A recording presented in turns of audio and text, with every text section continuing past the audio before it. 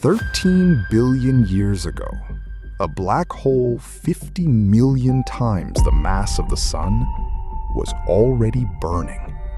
Not forming, already there. And the galaxy it sits inside had barely begun to exist. A single point of light, pouring out more energy than 100 billion suns. Around it, almost nothing. No spiral arms, no crowd of stars, just thin gas and the dark. The black hole was here first, and the galaxy is still trying to catch up. We were taught the opposite. Galaxies come first. Black holes grow up slowly inside them, over billions of years. Everything large in the universe is supposed to follow that order, including the galaxy we live in. This one does not. So here is what we are going to do. We are going to weigh a black hole 13 billion light years away, using nothing but the light it left behind.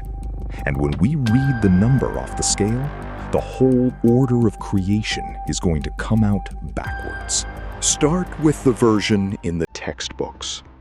In the beginning, the universe is gas, mostly hydrogen, spread thin and cold. Gravity pulls it into clumps. The clumps collapse, grow hot, and ignite. The first stars switch on. Stars live, and stars die. The big ones die hard. They run out of fuel, collapse under their own weight, and leave a black hole behind. A dying star this size makes a black hole of maybe 10 suns.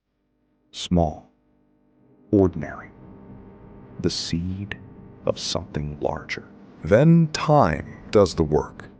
These small black holes sink to the center of the growing galaxy. They merge. They pull in gas and swell. Over billions of years, 10 suns becomes 10,000, becomes 10 million. The galaxy raises its black hole, the way a city grows up around its oldest square. And here is the quiet part of the story. A black hole and its galaxy do not just sit near each other. They keep each other in check. When the black hole feeds, it throws out energy that heats the surrounding gas and slows new stars from forming. Feed too fast, and it starves its own supply. The galaxy paces the black hole, and the black hole paces the galaxy. They grow up together. We can watch that partnership in the numbers. In nearby galaxies, the ones close enough to measure well, the black hole and the galaxy keep a strict ratio. The central black hole is almost always about 1,000th of the galaxy's total mass. 1 part in 1,000. Again and again. Take our own galaxy. At its center sits a black hole about 4 million times the mass of the Sun. That sounds enormous until you weigh everything around it. The Milky Way holds hundreds of billions of stars, more than 1 trillion suns of material. Our giant black hole is a rounding error inside it. 1 part in 1,000, exactly as the rule says. That ratio is one of the steadiest numbers in astronomy. It holds for galaxies large and small, near and far. It is the fingerprint of 2 things that grew up locked in step, neither one racing ahead. Remember it. 1 part in 1,000. It is about to break. In 2026, a team led by Ignas Juodzbalis at Cambridge pointed the James Webb Space Telescope at a faint red speck in the early universe. It belongs to one of Webb's strangest discoveries, the little red dots, tiny, intensely red points of light from when the cosmos was young. This one is so far away that its light has been traveling toward us almost since the beginning of time. How do we know it is that old? The light itself tells us.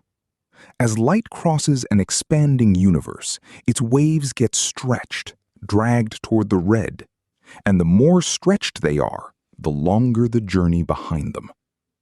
This dot's light is stretched so far that we are seeing the object as it was just 700 million years after the Big Bang, less than a 20th of the universe's age.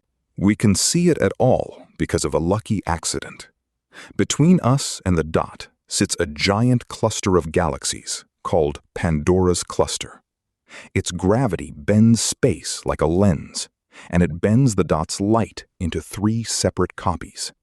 One faint object, magnified and tripled, handed to us by gravity itself. Those 3 copies are not just a pretty trick. They are 3 independent looks at the very same object. 3 chances to measure the same light, the same motion, and check whether the answer agrees with itself. It did. Whatever the team was about to find, the universe showed it to them 3 times over. Now, the hard part. How do you weigh a black hole you can barely see 13 billion light-years away? You cannot put it on a scale. You cannot even see the black hole itself, only the glow of gas spiraling in. So you measure something else. You measure how that gas moves. Gas around a heavy object orbits it, the same way planets orbit the sun. The closer in, the faster it travels.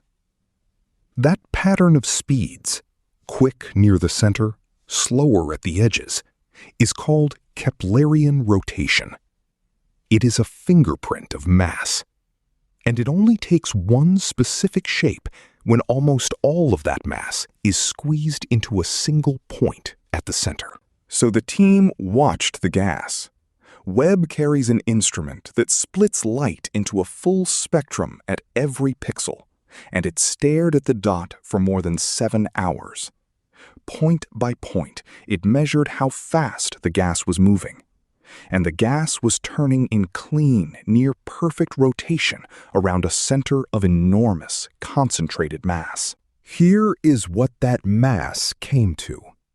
50 million times the mass of the Sun, pressed into a single black hole in a galaxy from the dawn of the universe. And the galaxy around it is barely there. The whole thing is only 1,300 light-years across, about 1,000 times smaller than the Milky Way. Its gas is nearly pure hydrogen, with 200 times less of the heavier elements that stars forge. Almost no stars had formed yet. So go back to the rule. In a normal galaxy, the black hole is 1,000th of the whole. Here, the black hole is 2/3 of everything in it. It does not orbit the heart of its galaxy. It is the heart, and almost nothing has gathered around it yet. The rule did not bend. It broke. So how do you build a black hole this big, this early? Run the clock forward. A black hole left by a dying star starts at around 10 suns. To reach 50 million, it would have to eat without pause for far longer than 700 million years. There is not enough time. The slow way does not work, and it cannot simply eat faster to make up the difference. A feeding black hole glows, and that glow pushes back on the gas falling in. Pile it on too quickly, and the light itself blows the rest away. It is a natural speed limit on how fast a black hole can grow. Even running flat out against that limit, 10 suns does not reach 50 million in the time available. And this black hole is not idling. Other readings of the same dot show it feeding near that very speed limit right now, growing about as fast as the laws of physics will allow. It is still racing. But even at a full sprint, it could not have begun as a dying star. It started big. So it needed a head start, what astronomers call a heavy seed. One path skip the star entirely.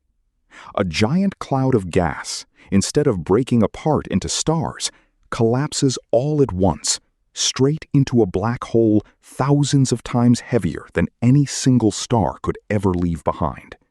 A black hole born large. There is a stranger possibility still.